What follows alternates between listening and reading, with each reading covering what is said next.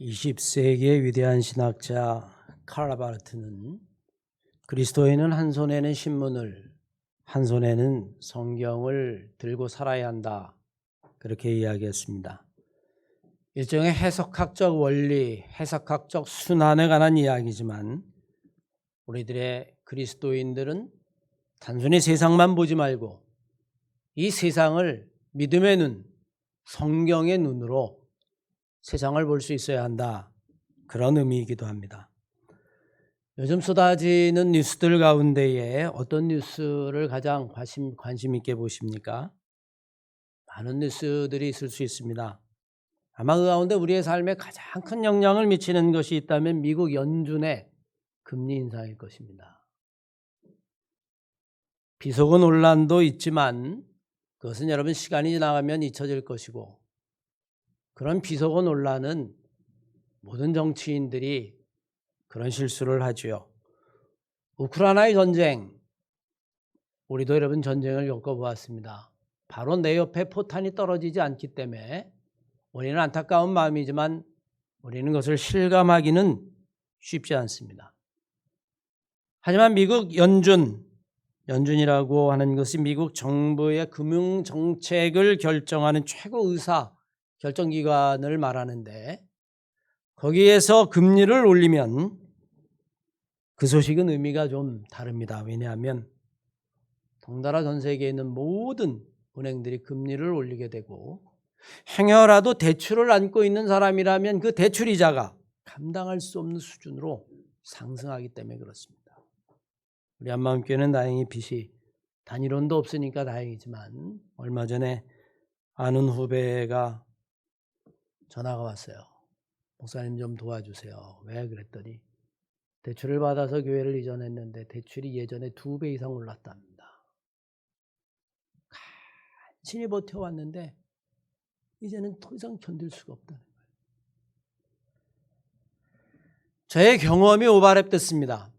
저도 교회를 건축하기 위해서 땅을 샀을 때 IMF가 터졌는데 매달 교회 헌금으로 이자가 몇백만 원씩 나간다라고 하는 것이, 그건 여러분 경험해보지 않은 사람은 결코 알 수 없는 인생의 또 다른 고통 가운데 하나죠. 모두가 다 경제적인 풍요를 누리며 살 수 없는 것이 현실이라면 누군가는 부의 혜택을 받고 누군가는 가난의 고통을 받아야 하는 것이 우리가 잘 아는 자본주의 현실일 겁니다. 그러나 우리에게 주어진 환경들, 우리에게 주어진 조건 속에서도 그것이 비록 척박하고 때로는 각박하고 때로는 물질의 고통이나 아니면 육체적 고통 때문에 어려운 상황이 내게 주어졌다 할지라도, 내게 주어진 인생이 딱 한 번뿐이라면 우리는 그 인생을 정말 잘 살아야 할 겁니다. 어떻게 사는 것이 잘 사는 인생인가에 대한 대답은 다 다를 수 있지만 우리는 거두절미하고 정말 우리의 인생을 잘 살아야 할 겁니다. 그런 의미에서 사랑하는 우리 한마음교회 성도 여러분들은 여러분에게 주어진 딱 한 번뿐인 인생, 길어야 70, 80이라고 이야기하는 그 인생을 정말 값지고 귀하게 사시기를 주님의 이름으로 간절히 축원합니다. 문제는 먼저 잘 산다라고 하는 말을 생각해 봐야만 합니다. 아마 자본주의 사회 속에서 잘 산다라고 이야기하는 것은 경제적인 부를 가진 부자를 의미할 것입니다. 그 사람 잘 살아. 부동산도 많고 연봉도 높고 가진 것도 많아. 그때 잘 살아라고 이야기할 때 잘은 단음입니다. 잘 살아. 하지만 우리의 인생을 단순히 소유, 연봉, 동산과 부동산에만 놓고 이야기를 하지 않냐고 인생 전체를 놓고 본다면 반드시 잘 살았다라고 이야기할 수 없을 겁니다. 그때 잘 살아야 한다는 이야기는 단음이 아니라 장음이죠. 그런 잘 사는 사람은 그냥 재산이 많은 사람입니다. 부자라고 해서 우리의 인생을 정말 올바르고 모든 사람에게 존경을 받는 잘 사는 인생을 사는 것은 결코 아닙니다. 사람들은 돈 없는 사람을 못 사는 사람이라고 부릅니다. 아닙니다. 못 사는 것이 아니라 그저 가진 것이 남들에 비해서 부족한 것뿐입니다. 가난하다고 해서 인생을 잘 못 산 것은 결코 아닐 겁니다. 그러면 우리나라 애국 지사들은 인생을 다 망친 사람들입니까? 우리의 선비들은 인생을 다 그르친 사람들인가요? 그것으로 평가해서는 안 될 겁니다. 이미 성경은 우리들에게 부함을 잘 사는 것이라고 말하지 않습니다. 우리를 잘 살게 하는 것은 물질의 부유함이 아니라 믿음이라고 이야기합니다. 로마서 1장 17절 이하의 말씀이면 오직 의인은 믿음으로 말미암아 살게 될 것이다. 그렇게 이야기를 하죠. 성경을 가난함을 못 사는 것이라고 말하지 않습니다. 우리를 못 살게 하는 것은 물질의 가난함이 아니라 죄라고 이야기합니다. 욕심이 잉태하니 죄를 낳고 죄가 장성해서 사망을 낳을 것이다. 우리가 사는 현실 속에서 자본주의 사회 속에서 오직 가진 재산으로만 잘 사는 사람 못 사는 사람을 구분해 말하지만 우리가 믿음으로 바라보는 하나님 나라에서는 결코 그렇지 않습니다. 오늘 본문 말씀이면 주님이 제자들에게 들려준 비유의 말씀이에요. 극적으로 대비된 인생을 주님이 비유로 들려주셨습니다. 부자의 삶, 자색 옷을 입었습니다. 매일 즐거운 잔치를 베풀고 정말 우리가 바라볼 때에 저렇게 인생을 살고 싶다라고 이야기할 정도로 매일 파티에 즐거운 인생을 살아갑니다. 그는 정말 잘 산 사람인 것 같습니다. 하지만 오늘 성경을 끝까지 다 읽어보면 그는 막판에 못 살고 있습니다. 반대로 거지 나사로의 삶이 기록되어 있습니다. 그의 인생은 정말 비참한 삶이었고 현실에서 그는 못 산 사람이었습니다. 그런데 성경을 끝까지 읽어보면 그는 잘 살고 있습니다. 아브라함의 품에서 평안함을 느끼며. 우리는 왜 주님이 이런 극단적인 두 상황을 비유로 들어서 제자들에게 설명하고 있을까? 우리는 왜 주님이 이 말씀을 통해서 우리에게 하시고 싶은 말씀이 무엇일까? 우리는 아마 여러분 그것을 바라보고 또 생각해야 할 겁니다. 이 비유는 바로 어쩌면 인생을 살아가는 우리의 비유, 자본주의 사회 속에서 살아가는 우리의 비유, 모든 사람의 삶과 과정과 결과에 대한 비유라고 하는 사실을 우리는 분명히 알아야만 합니다. 오늘 본 말씀을 읽으면 부자가 후회를 해요.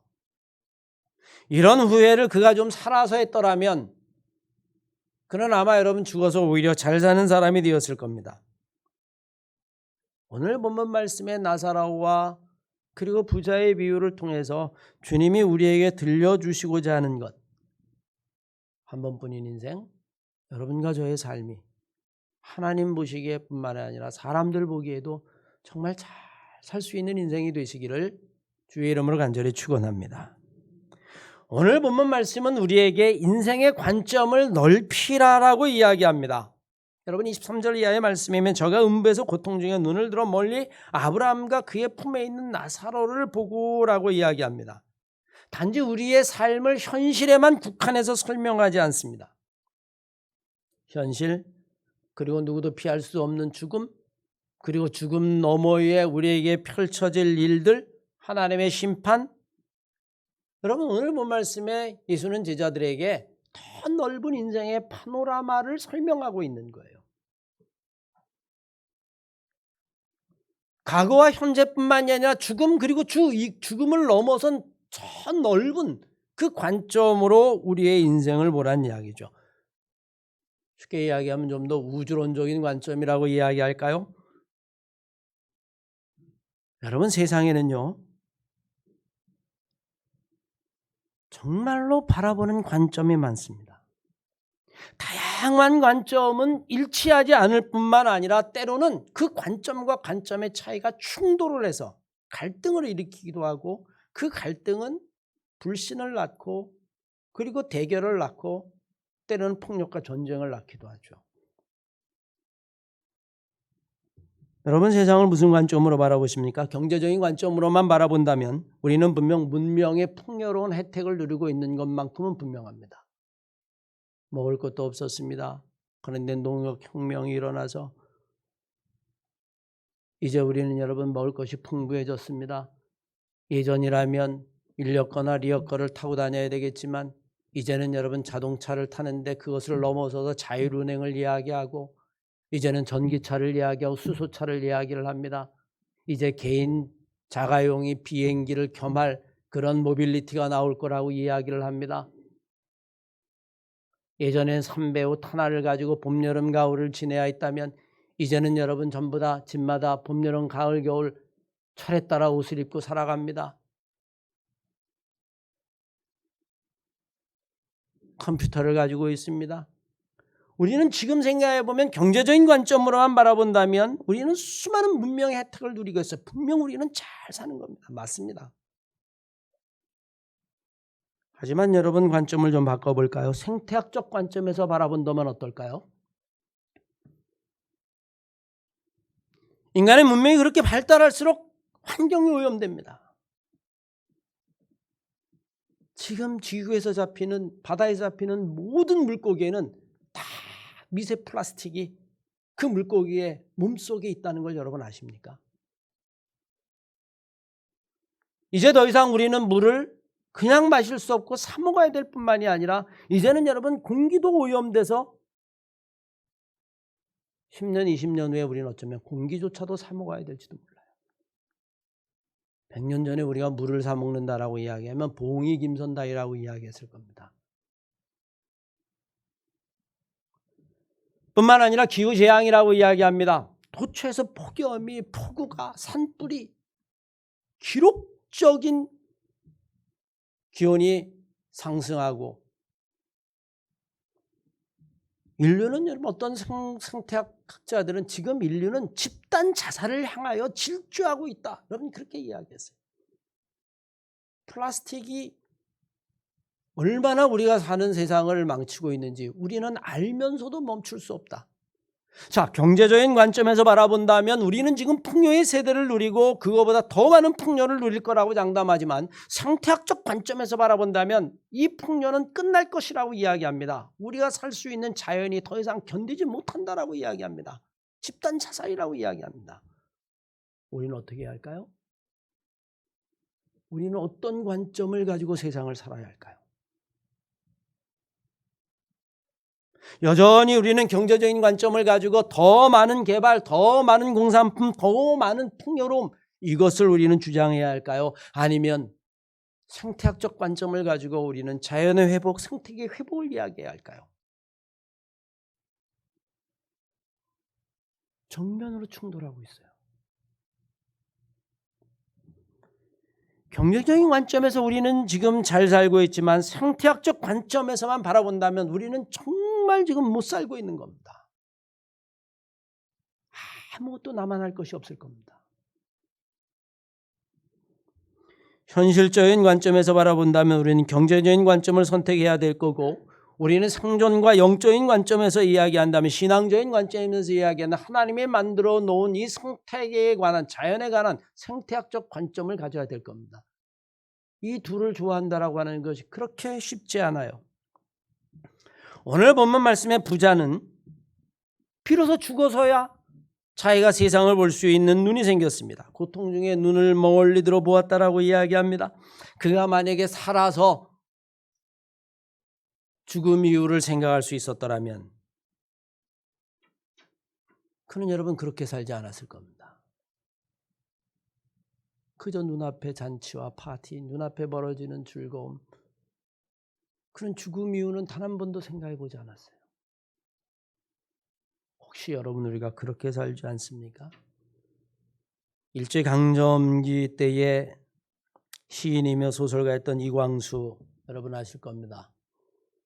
한때는 여러분 우리나라의 문학의 현대문학의 태도라고 이야기했지만 지금은 아무도 이광수를 이야기하지 않습니다. 왜냐하면 그가 친일파 노릇을 한 것이 너무나 많기 때문이죠. 그는 살았을 때 이렇게 얘기했다고 해요. 대한민국이 독립될 줄은 정말 몰랐다.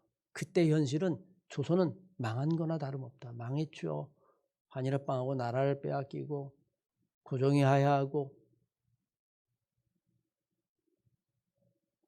눈앞의 현실만 바라봤다라면 그의 말이 맞을 겁니다. 그런데 같은 시대를 살았던 한국의 간디라고 불리는 고당 조만식 선생, 오산교회에서 아이들을 가르치기도 했죠. 그 고당 조만식 선생은 오히려 죽을 때에 내 비석에다가 눈을 새겨다오. 그것도 2개의 눈을 새겨다오.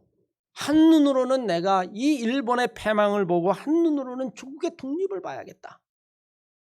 그가 바라본 인생의 관점은 자기가 사는 생애뿐만이 아니라 자기가 죽고 나서 그 이후까지도 대한민국의 미래까지도 바라볼 수 있었어요. 해방 이후에 우리의 역사를 보면 누구의 관점이 맞았습니까? 대한민국은 절대로 독립할 수 없고 나라가 말 것이다 라고 이야기했던 이완용이나 아니면 이광수의 그들의 관점이 아니라 내가 죽어서라도 이 대한의 독립을 보고 싶다, 볼 것이다 라고 이야기했었던 고당 조만식 선생의 관점이 옳았다는 겁니다. 우리가 삶을 바라보는 관점은 지금 현실뿐만이 아니라 우리는 과거도 현실도 그리고 죽음 그 이후의 미래까지도 우리는 보아야죠. 똑같은 상황 속에서 다른 것을 보고 다른 소망을 가진 것을 우리는 어떻게 설명할 수 있겠습니까?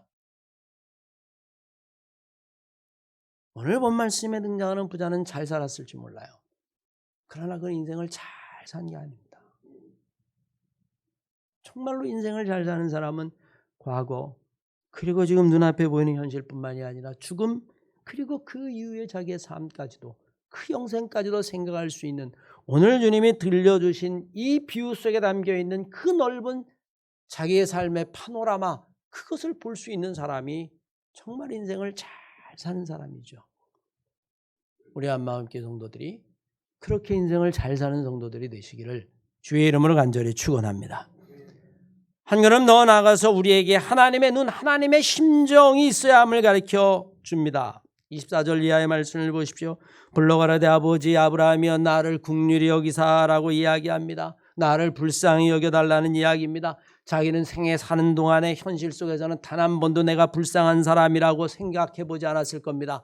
잔치하지요, 넘치지요, 가진 것 많지요, 부자죠. 그런데 내가 뭐가 불쌍합니까? 라고 이야기했을지도 모릅니다.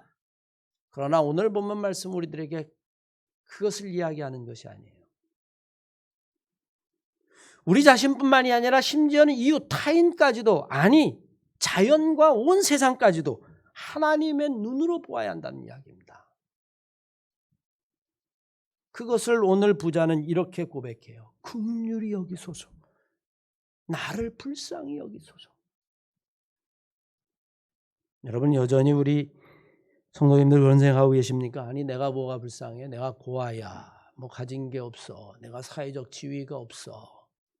나는 전혀 불쌍한 사람이 아니야. 그렇게 생각한다면 우리는 여전히 내 눈으로 세상을 보는 거죠. 사실 우리는 대부분 자신의 눈으로 자신의 관점으로 세상을 봅니다. 우리는 그것을 세계관이라고 이야기하고 가치관이라고 이야기하고 자신의 입장에서 판단하고 선악을 구분하기 때문에 세상이 이렇게 혼란스러울 겁니다. 여러분 우크라이나와 소련의 전쟁 얼마나 가슴 아픕니까? 하지만 여러분 관점이 달라요. 이 와중에 미국은 또 자기네 인플레 잡겠다고 끊임없이 금리를 상승시킵니다. 우리가 얼마나 더 많은 고통을 당해야 될지 아무도 모릅니다. 여러분 거기도 자기의 입장이 있기 때문에 그래요. 모든 사람들이 만약에 다 자기의 입장만이 옳다라고 생각한다면 세상은 어떻게 될까요? 다 내 입장이 옳다. 아마 여러분 우리는 결국에는 폭력과 전쟁을 피할 수 없을 겁니다. 우리는 조금 내 입장 아니면 나의 눈을 한 번 정도 벗어나서 우리가 신앙의 사람이고 영적인 사람이라면 하나님의 눈으로 자기를 한번 볼 수 있어야만 합니다.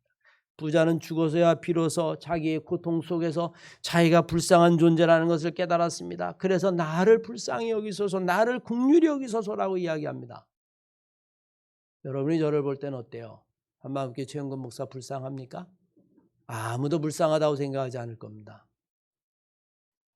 그러나 여러분 생각해 보십시오. 정말 불쌍한 존재입니다. 가진 것이 없어서, 배운 것이 없어서, 모자라서 그래서 불쌍한 게 아니에요. 하나님 앞에서 불쌍한 겁니다. 우리 모두가 알고 오면 하나님 앞에서 불쌍한 존재예요. 우리가 그 눈을 잃어버리면, 그 심정을 잃어버리면, 그 하나님의 국륜을 잃어버리면 우리는 여러분 우리의 마음속에 신앙을 잃어버리는 것과 똑같습니다. 하나님의 눈으로 나를 바라본다면, 내가 불쌍한 사람인 것처럼 하나님의 눈으로 이웃을 바라본다면 우리는 여러분 것이 내가 적대해야 될 사람이 아니라 그도 역시 불쌍한 사람이라는 것을 알게 될 겁니다. 우리가 하나님의 눈으로 세상을 바라본다면 우리는 이 세상의 신음소리가 들릴 겁니다. 산이 갈라지고 강이 막히고 생태계가 무너지고 짐승들이 죽고 생명체들이 사라지고 숲들이 없어져 버리고, 하나님이 만들어 놓은 자연을 하나님의 눈으로 바라본다면 세상과 자연은 하나님의 긍휼을 필요로 하죠. 나를 긍휼히 여기소서라고 한 이 부자의 이야기는 우리가 긍휼의 마음을 가져야 한다고 하는 이야기죠. 긍휼이라고 하는 것은 기독교 신앙의 핵심입니다. 여러분, 하나님이 왜 예수 그리스도를 이 땅에 보내셨겠어요?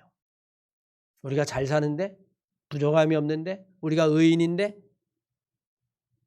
우리가 다 똑바로 살고 전부 다 부족함이 없고 완벽하기 때문에, 그러면 여러분 이 땅에 그리스도가 오실 이유가 없죠.